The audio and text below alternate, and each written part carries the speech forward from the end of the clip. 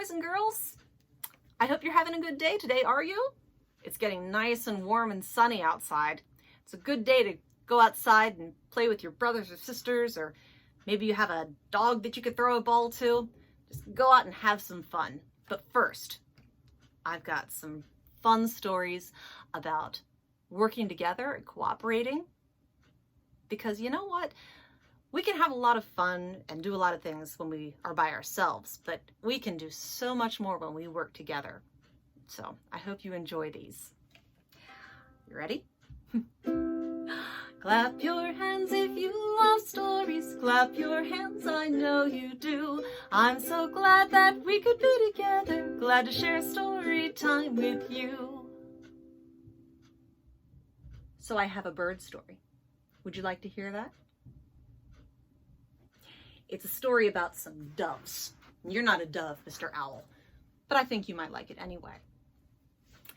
Once upon a time, there was a big flock of doves that was flying over the hills on a long trip. And they had to stop and eat, and they had to stop and rest, but they kept going because these doves had a king, the king dove. And he was the one who told them what to do and kept them organized and kept them safe and made sure that everyone was doing their very best to help everyone else. So these doves were flying along when one of them happened to look down on the ground and say, "Do you see that? There's a whole big patch that's full of scattered birdseed." Yeah, birdseed. And of course, all the doves wanted to fly down and eat all of the birdseed that they could. The king dove said, "All right, but be careful. There are hunters around here. We want to make sure that no one will hurt any of us." So they landed, and they started to eat and eat as much as their little stomachs could hold, when all of a sudden, from above in the trees, a net, it fell over them. Oh, you don't have to be scared, Mr. Owl. It's just a story, remember. But the birds were scared. The doves didn't know what to do. They started trying to get out of the net, but it was too heavy. One of them pushed this way, and one of them pushed that way. But of course, they couldn't get their wings out, and they just fluttered, and nothing happened. And one of them said, "I think I hear a hunter coming." "It's all right. It's all right. It's just a story." Said, "I think I hear a hunter coming. We have to get away. We have to get away. What are we going to do?" The king said, "Everyone be quiet." And everyone listened to him. He said, "In order to get out of here, we are all going to have to work together. I am going to count to 3, and then we are all going to fly up." And the bird said, "How are we going to get out of the net by flying up? There's just net there." The king said, "Listen to me. I want you to take the net between your beaks and carry it with you. 1, 2, 3. And they all started flapping and flapping straight up, and they took the net between their beaks and they carried it up, and all working together, they flew up into the sky with the net over top of them. The hunter was so surprised to see his net fly away with a whole flock of doves underneath of it. But there was nothing that he could do. And happily, if a little strangely, the birds managed to fly away until they could find some other helpful animals that would help them take the net off. Did you like that? I told you it was just a story, and I told you didn't need to be scared, right? Can you make a hill out of your arm? And then down here at the bottom, we're going to start with a turtle, okay? Here goes a turtle up the hill. Creepy, creepy, creepy, creepy. Here goes a rabbit up the hill. Boing, boing, boing, boing. Good job. Here goes an elephant up the hill. Thud, thud, thud, thud. Here goes a snake up the hill. Slither, slither, slither, slither. Here goes a rock down the hill. Boom, boom, boom, boom, crash. Let's try that one more time. Here goes a turtle up the hill. Creepy, creepy, creepy, creepy. Here goes a rabbit up the hill. Boing, boing, boing, boing. Here goes an elephant up the hill. Thud, thud, thud, thud. Here goes a snake up the hill. Slither, slither, slither, slither. Here comes a rock down the hill. Boom, boom, boom, boom. Ah! Crash! Our first story today is called Stone Soup. You like soup? Do you like chicken noodle soup or tomato soup? What's your favorite kind of soup? That's pretty yummy. Have you ever had soup made out of a stone? Well, in this story, there was a beggar, and he was traveling from town to town, just making his way, and when he came to one town, he was feeling rather hungry and tired, so he went knocking on doors. And the first door he knocked at, a woman answered. He said, "Excuse me, ma'am, I'm just a tired, hungry beggar, and I wondered if you might be able to help me with just a piece of bread or something small to eat." And the woman said, "I'm very sorry. We are a very poor family, and we have only enough to feed ourselves." He thanked her anyway, and she closed the door. He went on to the next house, and he said the same thing to the woman who answered that door. "Excuse me, I am a beggar, and I am just wondering if you had anything to give me that I could eat." And the woman was very rude this time. She said, "We barely have enough for ourselves." And she slammed the door. The beggar went to the next house and the next, and it was the same story. Everybody said how poor they were and how they had only enough food for their own families. And eventually the beggar went and sat by a tree feeling kind of sad and discouraged and a little confused because he couldn't help but notice that everybody's houses had nice, lush gardens and farms behind them that seemed to be growing quite a few crops. Everybody looked well fed and healthy when he talked to them. And then he had an idea. He looked down by the bottom of the tree and he saw a stone about the size of his fist. It was smooth and a nice light brown, but there was nothing really special about it. But he tossed it in the air and caught it, and then he walked to the next big house he saw. And he knocked on the door. When a woman answered, he said, "I beg your pardon, ma'am.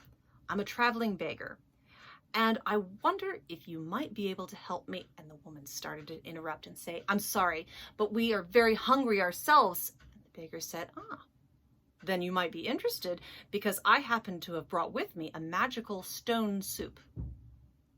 And the woman said, "I beg your pardon? What is stone soup?" And the beggar said, "Oh, it's quite magic. I would be willing to show it to you if you are interested." And of course the woman was. He said, "Could you bring me your biggest soup pot?"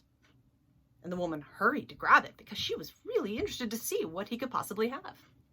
And when he got the soup pot and he had her fill it with water, he put it over the fire, and from his pocket he pulled the rock and he put it into the water. And he took a spoon and began to stir the hot water around the soup. Soon the soup will smell so good, it'll fill the whole house with the most wonderful aroma, he promised. And the woman and the man, her husband, and their children gathered around to wait. And the steam started to rise from the hot water. The beggar looked over his shoulder and said, "I don't suppose you'd happen to have a little bit of salt to go in the soup, would you? It would help just a little bit." The woman said, "Of course we have salt." She brought the salt cellar and let him put some salt into the broth. And he kept stirring and stirring and said, "Soon it won't take too long, and there'll be enough soup in here to feed every one of you full to the gills, and even the dog." They waited and waited. And as he stirred, he said, "If only we had a little bit of carrot and celery to go in here. But of course, since you don't have very much to feed yourselves, we can't have everything." The woman said, "Well, we might have some carrots and celery in the pantry." And she went and grabbed some carrots and celery, which he cut up and put in the soup, and kept stirring the water and stirring. And after a while he said, "It's a little thin. A bit of potato would certainly thicken it up. but we can't have everything, I suppose. And the woman said, children, go grab some potatoes out of the garden. And the children ran and brought potatoes, and they cut up the potatoes and put them in with the celery and carrots and the salt into the water that was starting to smell pretty good. And he stirred and stirred. And eventually he said, you know, just a little bit of meat would make this the best stone soup I'd ever had. And the man said at that point, I might have some soup bones left over with some meat on them. And he went and he grabbed some soup bones that still had quite a bit of meat clinging to them from the last time he had butchered a cow. And he brought them and they put them in the water. And now the soup was starting to smell very, very good indeed. And then he said, I believe it's finished. And everyone hurried to bring bowls. And he ladled the soup out of the soup kettle into their bowls. And everyone ate, and it was delicious. And after the beggar and the family were finished eating, he took the stone out of the kettle. And he turned to the woman and said, because you were so generous in letting me stay with you and make my soup, I've decided to leave this stone with you. And she said, oh, thank you very, very much. And he said, but I have one condition. You must promise to always make this soup just the way we made it for any travelers who might need some help. And the woman promised that she would. And then the beggar said goodbye and headed off down the road. And as he walked along, he picked up another stone because he wanted to be ready to make soup the next time he came to another town. So I've got a very fun and silly song for us to sing today. It's called There's a Hole in the Bucket. And it's a very old song. It actually came from Germany back in the 1700s, but I'm not going to sing it in German today. And we're going to sing a little bit of a different one because it did eventually come to America. And it's a song that's in 3 beats. Over and over and over again. Just 1, 2, 3, 1, 2, 3. I want you to go find some sticks or some wooden spoons or some rulers. If you don't have anything like that, you can just clap your hands. But any way you can make noise, if you've got something, go get it. I'll wait. Did you do it? I trust you. So let's practice. You know how to count to 3, right? 1, 2, 3, 1, 2, 3. And we're going to click our sticks or clap our hands on 2 and 3. Let's practice. 1, 2, 3, 1, 2, 3, 1, 2, 3, 1, 2, 3, 1, 2, 3. You got it.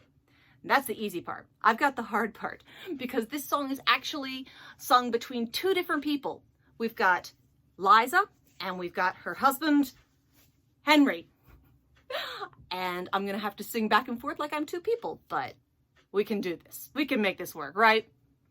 Here we go. Don't forget. 1, 2, 3, 1, 2, 3. Got it? Here we go. 1. There's a hole in the bucket, dear Liza, dear Liza. There's a hole in the bucket, dear Liza, a hole. Mend the hole then, dear Henry, dear Henry, dear Henry. Mend the hole then, dear Henry, dear Henry. Mend the hole. With what shall I mend it, dear Liza, dear Liza? With what shall I mend it, dear Liza? With what? With straw, dear Henry, dear Henry, dear Henry. With straw, dear Henry, dear Henry. With straw. If the straw is too long, dear Liza, dear Liza. If the straw is too long, dear Liza, then what? Cut the straw, dear Henry, dear Henry, dear Henry. Cut the straw, dear Henry, dear Henry. Cut the straw. With what shall I cut it, dear Liza, dear Liza? With what shall I cut it, dear Liza? With what? With a knife, dear Henry, dear Henry, dear Henry. With a knife, dear Henry, dear Henry. With a knife. If the knife is too dull, dear dear Liza, if the knife is too dull, dear Liza, then what?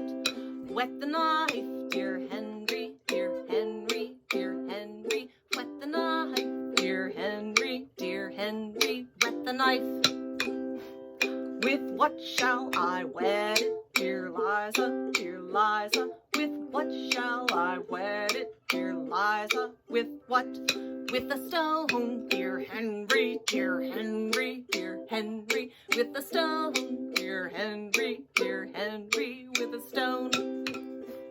If the stone is too dry, dear Liza, if the stone is too dry, dear Liza, then what? Wet the stone, dear Henry, dear Henry, dear Henry, wet the stone, dear Henry, wet the stone. With what shall I wed it, dear Liza, with what shall I wed it, dear Liza, with what? With water, dear Henry, dear Henry, dear Henry, with water, dear Henry, with water. With what shall I fetch it, dear Liza, with what shall I fetch that, dear Liza, with what? With a bucket, dear Henry, dear Henry, dear Henry, with a bucket, dear Henry, with a bucket. There's a hole in the bucket, dear Liza, there's a hole in the bucket, dear Liza, a hole. So did you like the stories today? I'm really glad that you stopped by so you could hear them, and I can't wait to see you again next time. I really liked them, and I miss you guys so much, but stay tuned. Keep looking at the library's webpage and looking for the library's emails, because we are gearing up for summer reading, and there's going to be a lot more fun things coming up. You don't want to miss out on any of it, okay? All right, let's do our last stretch. We ready? Mr. Owl's gonna help me today. And let's reach for the ceiling. Hands up high, wings, and touch the floor. Stand up again. Let's do some more. Touch your head. And now your knees. Up to your shoulders, like this, you see. Reach for the ceiling. And touch the floor. That's all there is. There isn't any more.